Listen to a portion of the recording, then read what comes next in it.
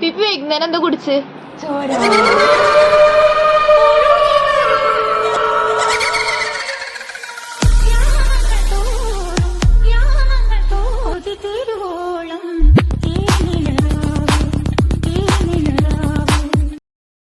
നേഹ, നമ്മൾ എന്തിനാ സിനിമയ്ക്ക് പോണേ?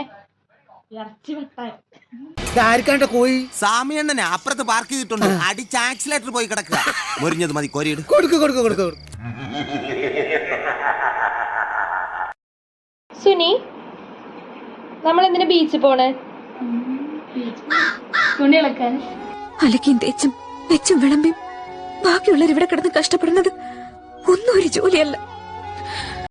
സിതസേ, കോഴി നമുക്ക് എന്താ തരാ?